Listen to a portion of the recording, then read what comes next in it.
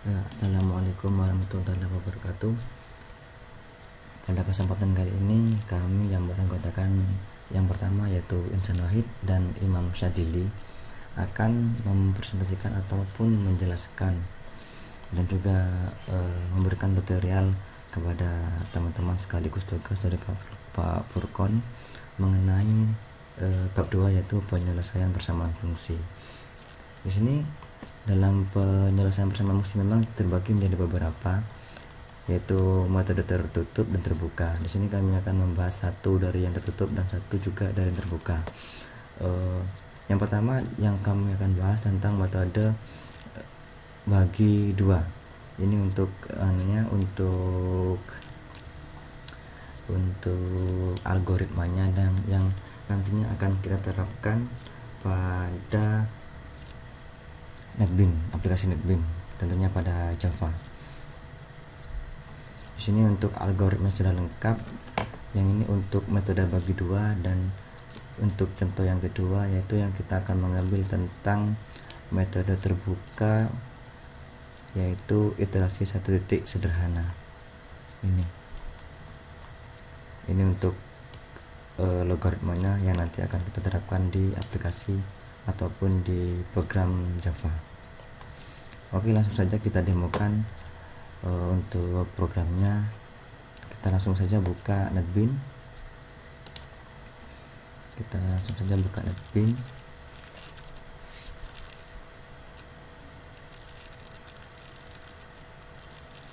tunggu sejenak. NetBeans loading memang membutuhkan beberapa waktu.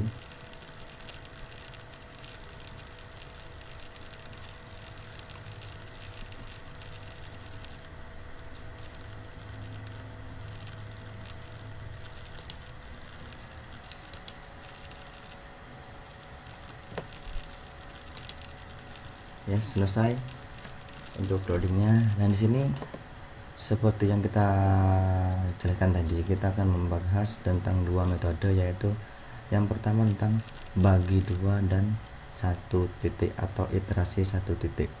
Yang pertama itu yang kita akan bahas tentang metode tertutup bagi dua. Untuk bagi dua di sini kita sudah siapkan. Bagi teman-teman yang akan mencoba, silakan membuat sederhana saja untuk framenya. Kita buat di sini untuk project filenya satu bagi dua ya. Bagi dua di sini ada ini untuk bagi dua. Nah, ini untuk bagi dua di sini sudah ada. Ini untuk desainnya seperti ini yang kita akan jalankan nanti. Untuk bagi dua sendiri di sini ada beberapa atribut yang harus kita buat. Yang pertama itu batas bawah, batas atas, dan batas iterasi. Di sini memang untuk bagi dua memerlukan syarat-syarat, yaitu untuk batas bawah harus punya, batas atas harus punya, dan juga tentunya batas interaksi. Dan ini untuk komponennya seperti biasa. Di sini kita menggunakan JLabel. Di sini kita menggunakan JTextFill, dan di sini untuk menampilkannya kita menggunakan JList. Nah, untuk variable atau value-nya, variable name-nya teman-teman bisa ubah sendiri sesuai dengan keinginan agar tidak membingungkan kita saat melakukan code nanti.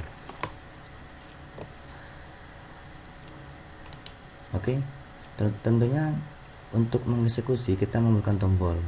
Di sini ada dua tombol, yaitu tombol proses dan tombol bersihkan. Tombol proses ini akan memproses nantinya biseksi atau bagi dua ini akan dijalankan tentang sebuah penyelesaian fungsi. Dan bersihkan ini nantinya berfungsi untuk membersihkan tampilan dari JList. Nah, langsung saja kita masuk ke tombol proses untuk kita cek codingnya. Kita 7 kali saja. Nah, di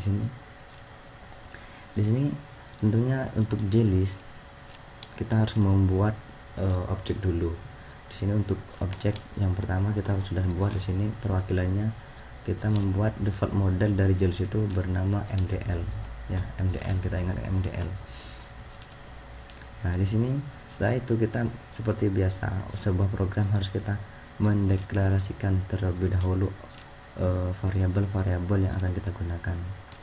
Di sini untuk A-nya kita ambilkan dari XA batas bawah, di sini B-nya XB batas atas, dan C-nya kita ambilkan dari EI batas jumlah fill tadi.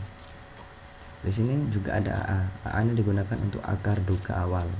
AA akar duga awal. Jadi akar duga awal di sini langsung diwakilkan ke AA karena dia batas terendah atau batas bawahnya. Setelah itu kita harus mencari fungsinya dulu, fungsi A dan fungsi B atau fungsi batas bawah dan fungsi batas bawah. Dan yang kita ketahui di dalam soal atau yang kita contohkan sekarang itu adalah eksponen dari x min x, ya. Saya ulangi, eksponen dari x min x.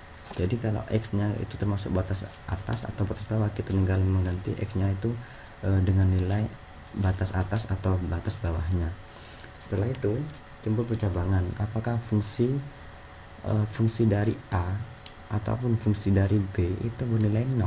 Kalau memang salah satu mereka bernilai 0, maka akar sudah ditemukan dan tidak akan berlanjut, karena tujuan kita itu adalah mencari fungsi-fungsi akarnya itu mendekati 0, atau kalau memang dia 0 berarti sudah ditemukan, tidak usah dilanjutkan. Setelah itu persyaratan yang kedua lagi, yaitu jika fungsi A kali fungsi B lebih dari 0 maka salah. Artinya salah di sini di sini ada persyaratan fungsi A kali fungsi B tidak boleh melebihi 0. Jika melebihi 0 maka kita harus mengulangnya atau membuat batas baru, seperti itu. Tapi kalau tidak, kita akan berlanjut ke do perulangan. Setelah itu kita akan menampilkan garis seperti ini kepada jenis nanti. Setelah itu kita masuk ke rumusan. Di sini akar duga yang pertama A plus B batas bawah batas atas ditambah dan dibagi 2 yang nantinya akan menghasilkan akar duga, seperti itu. Sedangkan setelah itu kita mencari fungsi akar duganya seperti apa. Setelah kita ketahui fungsi akar duga, nanti kita pertanyakan lagi, apakah fungsi akar duga sama dengan 0? Jika memang sudah sama dengan 0, maka tampilkan dan program selesai. Setelah itu kita tanyakan lagi, apakah fungsi akar duga dikali batas bawahnya sama dengan 0. Kita mengambil terkecil yaitu batas bawah. Jika memang sama dengan 0, maka A itu sama dengan akar duganya, ya. Jika sama lebih dari 0, maka A itu dianggap sebagai akar duga, seperti itu. Setelah itu kalau tidak lebih dari 0 atau kurang dari 0, maka B nya itu adalah sama dengan akar duga. Jadi B itu diset sebagai akar duga. Setelah itu, setelah diketahui akar duga, setelah melewati proses iterasi, selanjutnya kita mencari persentase kesalahan. Di sini akar duga dikurangi akar duga awal tadi di atas, yang pertama yaitu batas bawah, dibagi akar duganya dikali 100%.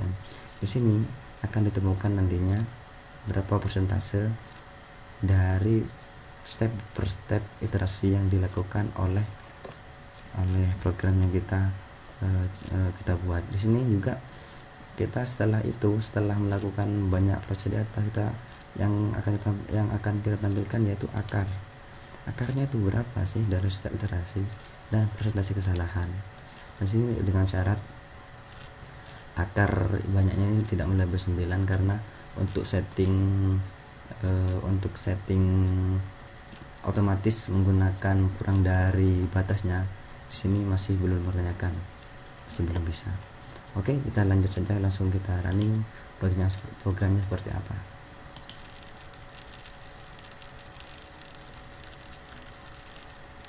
Oke, program kita running, tunggu sebentar. Nah, seperti ini hasilnya. Kita masukkan batas bawahnya berapa. Kita punya batas bawahnya itu adalah 0, batas atasnya sama dengan 2. dan batas iterasi atau batas yang kita batasi untuk proses ini yaitu 1. Itu kita tekan tombol proses dan akan muncul seperti ini. Jadi jelas akar ke-1 itu nilai akarnya itu berapa, akar kedua berapa, seterusnya sampai ke bawah, dan kesalahan iterasinya berapa. Di sini ada 100, 100%, 33%. Dan tentunya nanti yang kita cari itu adalah di bawah 0%. Di sini sudah di bawah 0%. Seperti kita ketahui tadi syaratnya adalah 1. Menggunakan 0%, berarti ini yang dianggap sebagai akar-akar yang dicari dalam batas-batas dalam fungsi yang telah kita buat tadi. Seperti itu. Ini untuk biseksi atau bagi dua. Selanjutnya kita akan berlanjut untuk metode 1 titik.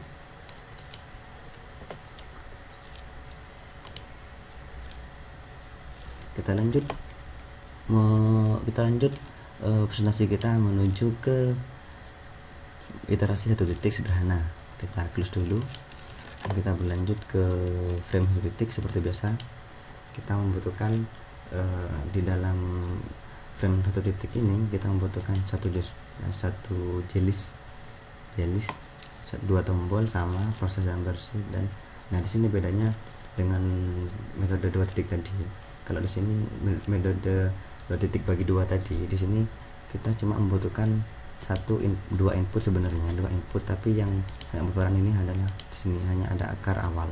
Yang membedakan tadi dengan bagi 2, kita membutuhkan batas atas dan batas bawah. Tapi di sini kita langsung dapat menafsirkan akar awalnya kira-kira berapa. Nah, di sini kita akan buktikan mana yang lebih efisien nantinya. Seperti ini, sampean atau teman-teman bisa buat free design sendiri seperti apa. Untuk code-nya kita langsung saja ketika kita tekan proses seperti apa yang terjadi. Nah, di sini seperti biasa tadi kita jelaskan bahwa dalam sebuah program itu kita harus membuat dulu mendeklarasikan masing-masing variabel yang nantinya akan kita pakai. Di sini ada A, B, C, G. A ini digunakan untuk akarnya, akar duganya kita seperti apa. B ini kita gunakan sebagai batasan seperti apa, seperti itu. Dan selanjutnya seperti biasa ada model untuk eksekusi jelis. Setelah itu kita masukkan ke dalam fungsi. Kita cari, karena akarnya sudah kita setting A, maka kita cari fungsi akarnya seperti apa. Di sini sudah ketahui persamaan fungsi yang pertama itu ada eksponen dari x min x. Jadi komponen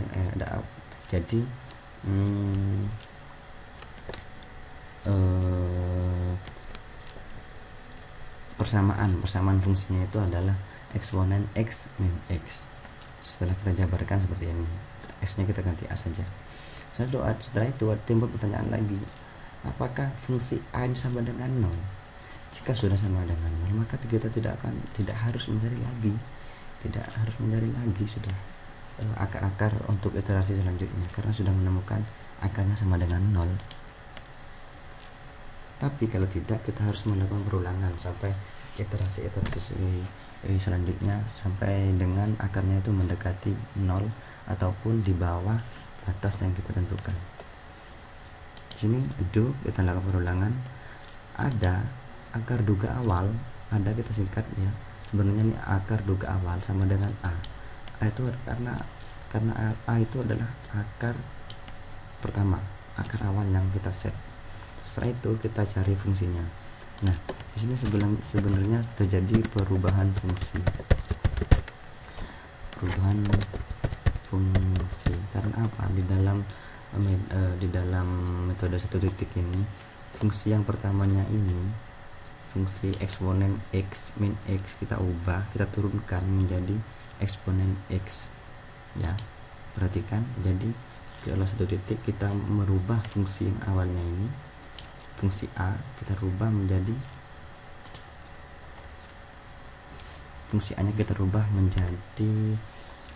eksponen x karena diturunkan seperti itu. Seperti kita tahu rumus turunan itu Nanti kalau kita turunkan, nantinya akan berubah menjadi seperti ini. Setelah itu ada percabangan lagi, apakah fungsi A ini sudah sama dengan 0? Kalau sudah sama dengan 0, maka kita tampilkan akarnya itu sama dengan A. Kita sudah ketahui kalau memang fungsi A itu sama dengan 0. Tetapi kalau tidak sama dengan 0, maka akan berlanjut. Kita wakilkan lagi bahwa akar duga itu sama dengan A, akar awal ya. Jadi akar duga itu yang kita duga itu sama dengan A, karena kita akan mulai dari pertama. Setelah itu C, ini sebenarnya adalah batas yang nantinya akan membatasi batas toleransinya seperti apa. Jadi untuk rumusnya di sini fungsi A sini hasilnya dikurangi akar duga awalnya A dibagi fungsi A nya dikalikan 100, dan nantinya akan kita putar A itu sama dengan FA untuk mengganti nilai FA nya. Kita oper lagi ke atas. Setelah itu kita akan tampilkan perulangannya dalam JList. Kita add elemen atau kita tambahkan objek string ke sana seperti ini. Kodenya MDL add elemen ya. Kita tambahkan fungsinya seperti apa, fungsi A nya atau fungsi akarnya, akar duganya seperti apa, kita tambahkan di sini. Setelah itu kita juga tambahkan toleransinya dan akan mengulang sampai syarat itu terpenuhi. Sudah, kita langsung saja kita praktekkan. Kita running untuk metode 1 titiknya. Run file.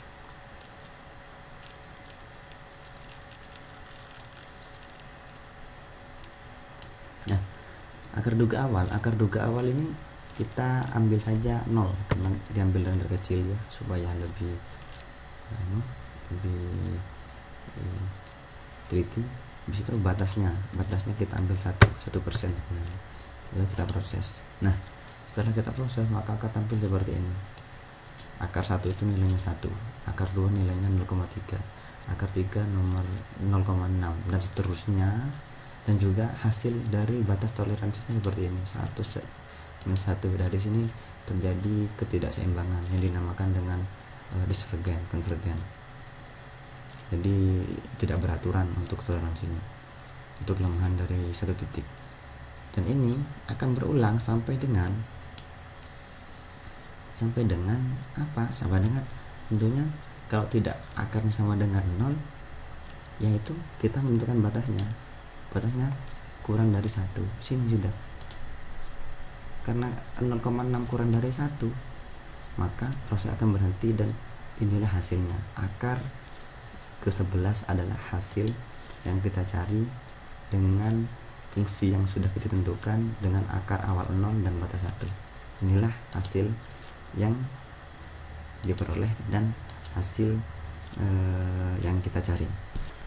Demikian demo untuk tugas dari Pak Furqon mengenai penyelesaian fungsi yang kita ulangi lagi, yaitu yang tadi kita bahas tentang bagi 2 dan juga 1 titik. Terima kasih atas perhatiannya. Semoga apa yang kita lakukan ini menjadi sesuatu ilmu yang bermanfaat dan mendapatkan berkah dari Allah. Dan semoga juga teman-teman yang membutuhkan literatur semoga terbantu dengan adanya ini. Sekian dari kami, kelompok atau anggota yang beranggotakan Insan Wahid dan Imam Syadili. Assalamualaikum warahmatullahi wabarakatuh.